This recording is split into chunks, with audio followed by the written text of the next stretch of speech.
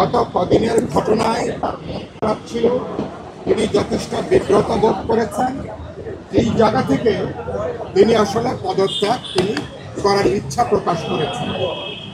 এই কথাটা তিনি আমাদের সামনে খুব খোলামেলা তিনি প্রকাশ করেছেন।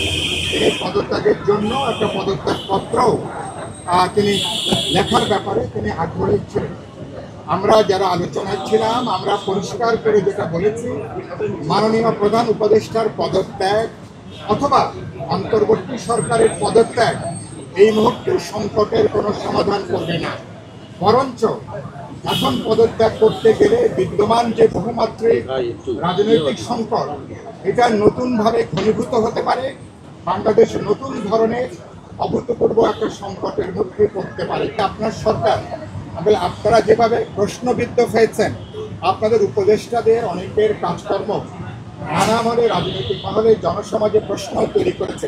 আপনি বিবেচনা করবেন আপনার সরকারে এই প্রশ্নবিদ্ধ হওয়ার জায়গা থেকে কিভাবে বেরিয়ে আসবেন। আমরা কোনো নামের কথা প্রস্তাব করিনি, কিন্তু আমরা এটা বলেছি যে আপনি এই ব্যাপারে বিতর্কিত ব্যাপারে কি সিদ্ধান্ত নেবেন সেটা আপনার উইজডমের উপরে, আপনার প্রজ্ঞার উপরে বিষয়টাকে আমরা দেখতে চাই।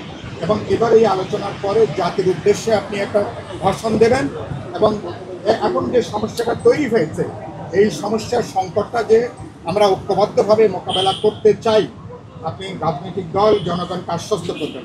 শেষত আমরা যে কথাটা বলেছি, গোটা রাজনৈতিক প্রক্রিয়া আমরা বলেছি অভ্যুত্থানের অংশগ্রহণকারী ছাত্র জনতা, রাজনৈতিক দল, অন্তর্বর্তী সরকার, এমনকি সশস্ত্র বাহিনী, এটা যৌথ একটা অর্কেস্ট্রা, এটা সম্মিলিত একটা কাজ।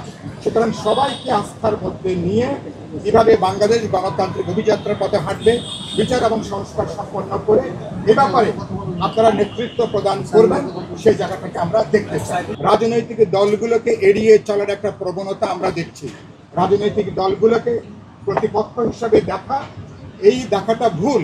আমরা বলেছি আমরা আপনাদেরকে যৌক্তিকভাবে সহযোগিতা করতে চাই, কিন্তু আপনাদেরকে বুঝতে হবে রাজনৈতিক দলগুলোর সহযোগিতাটাকে কিভাবে গ্রহণ করা দরকার। এই প্রজ্ঞা বুদ্ধিমত্তার নিশ্চয়ই আপনারা পরিচয় বহন করবেন।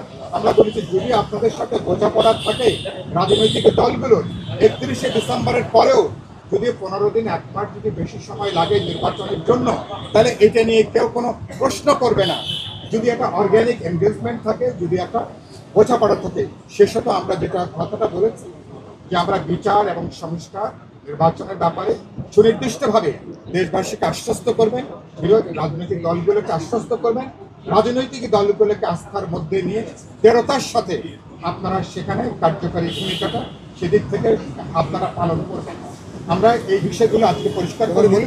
ডেডলাইন আপনারা বলেছেন আমরা বলেছি, আমরা তো বললাম যে আলোচনা তিনি তো যেটা এখানে আলোচনা হলো না, আমরা বলেছি 31শে ডিসেম্বরের মধ্যে তো একটা কথা আছে, যদি বোঝাপড়া থাকে, আলাপ আলোচনা থাকে, যদি বোঝা যায় জরুরি এই কাজগুলো সম্পন্ন করে নির্বাচন করতে হবে। যদি আরো 15 দিন বেশি সময় লাগে, 1 মাস বেশি সময় লাগে, এটা নিয়ে বড় ধরনের কোনো প্রশ্ন উত্থাপিত হবে না।